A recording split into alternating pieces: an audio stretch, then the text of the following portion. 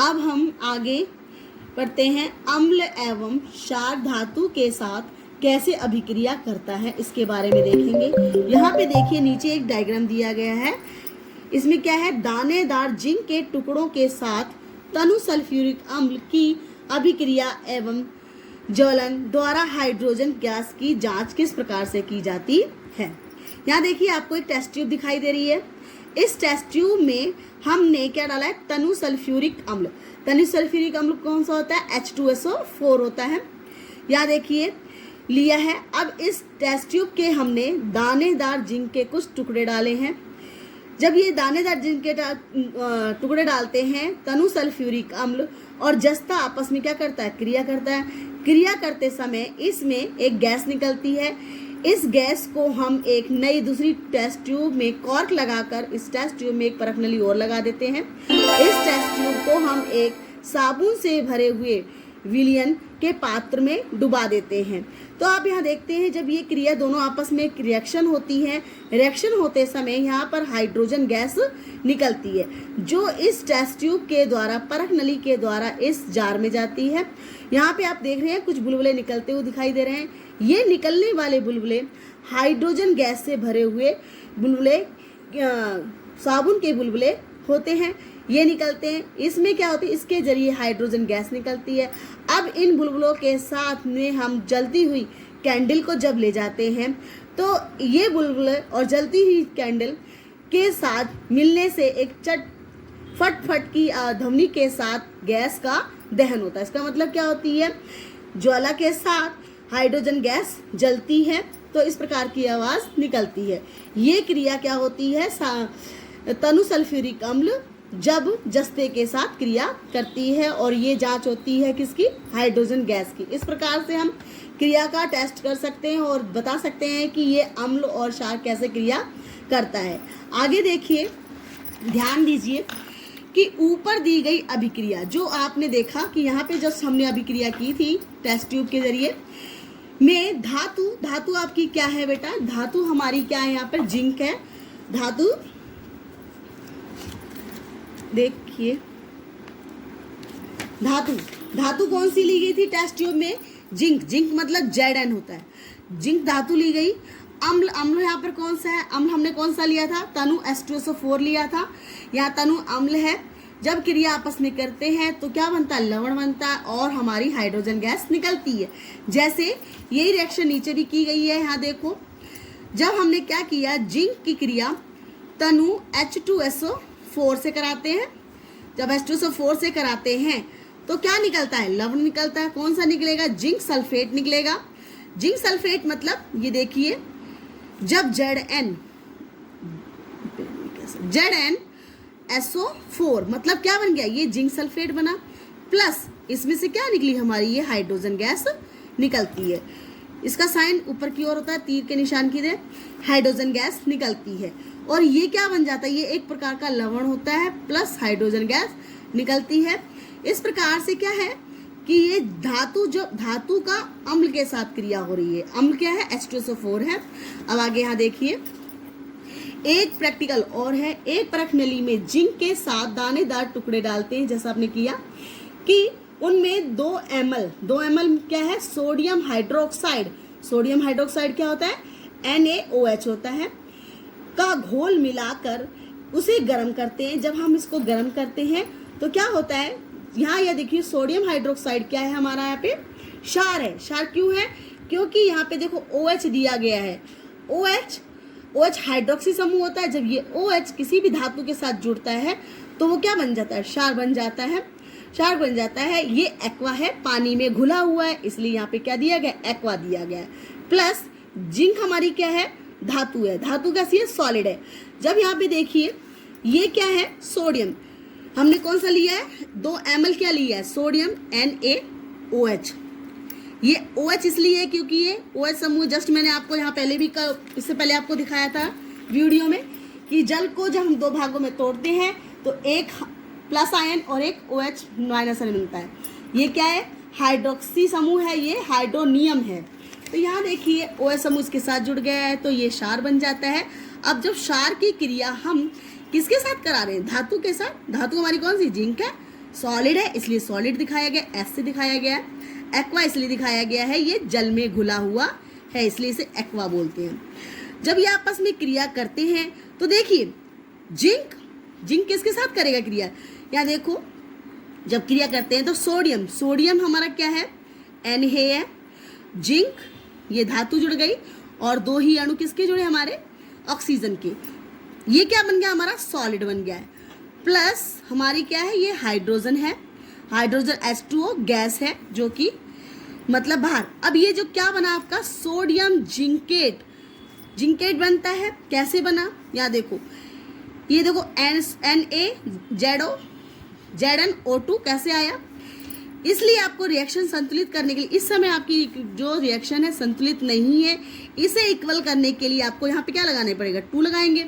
जब 2 लगाएंगे तो हमारे सोडियम के कितने अणु बने, यहाँ पे 2 हुए, ये देखिए 2 पूरे आ गए, जिंक ये जुड़ गई, और ऑक्सीजन के यहाँ पे कितने हैं, ऑक्सीजन की भी 2 अणु, 2 बाहर आ गए, और हमारी यहाँ हाइड्रोजन कितनी है, 2 है इसलिए 2 हाइड्रोजन बाहर निकल गई। तो ये क्या बना हमारा बना सोडियम जिंकेट बनता है। इस प्रकार से इसमें गैस निकलती है।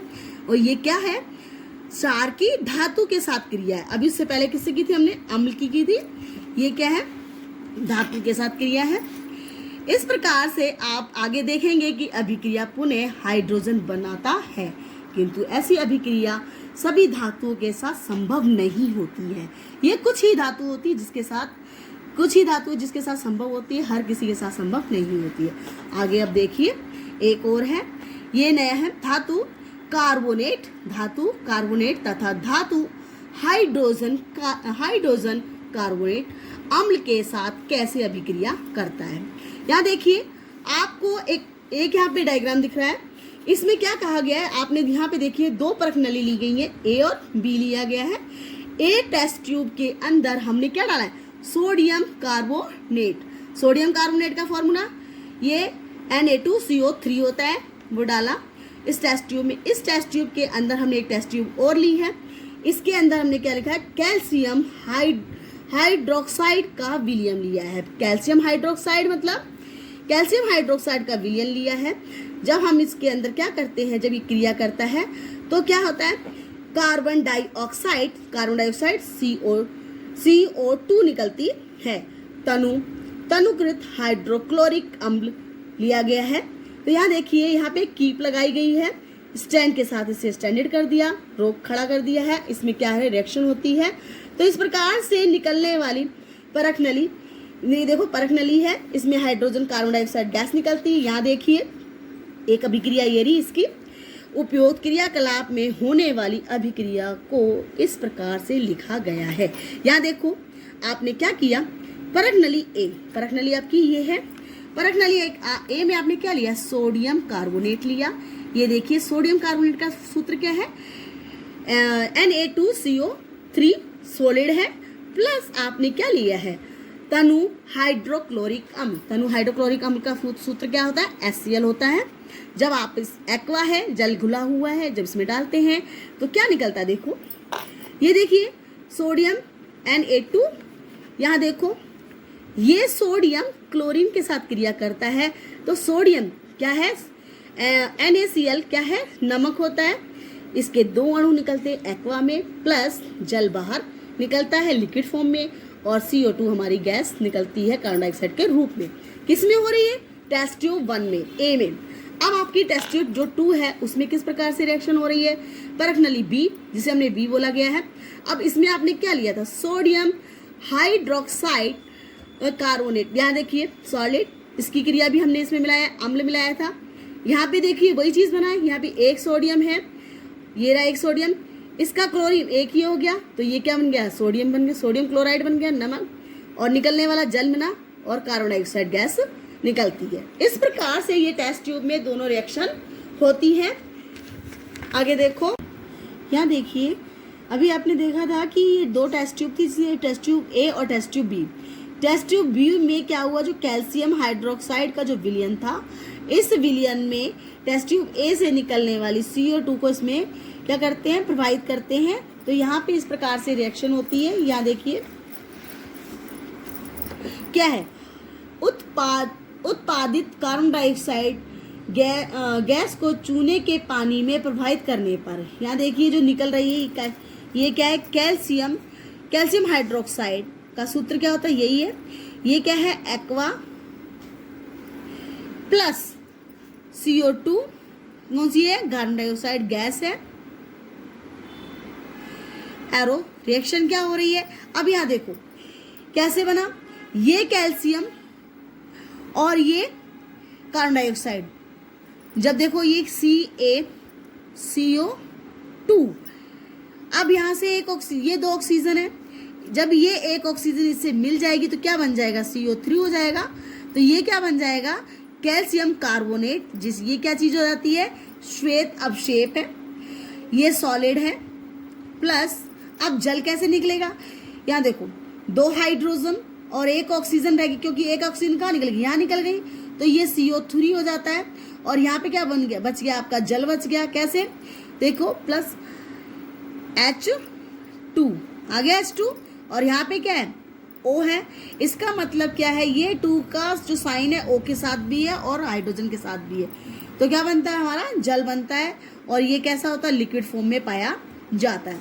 अब यहाँ देखिए, अत्यधिक मात्रा में कार्बन डाइऑक्साइड प्रवाहित करने पर निम्न अभिक्रियाएं होती हैं। अब यहाँ देखिए, अब जो निकला हमारा, यहाँ देखिए कैल्शियम कार्बोनेट जो बना था श्वेत अवक्षेप, इसके अंदर हमने क्या किया, CaCO3, ये क्या है, कैल्शियम कार्बोनेट है, ये कैसा है, सॉलिड है।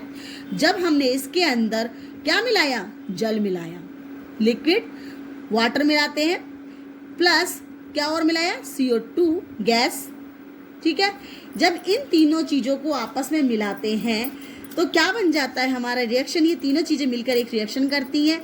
रिएक्शन क्या होता है बेटा, कैल्शियम CaHCO3, इसका क्या बनता है, जल में विलयशील है ना, जल में विलयशील एक्वा, ये क्या चीज होती है, एक प्रकार का क्या है, कैल्शियम हाइड्रोजन कार्बोनेट हो जाता है। यहाँ देखो चूना पत्थर, जिसे हम क्या कहते हैं, खड़िया भी कहते हैं, एवं इसे मार्वर भी, संगमरमर भी कहा जाता है। कैल्शियम कार्बोनेट के रूप विविध रूप हैं, अलग अलग प्रकार के रूप हैं।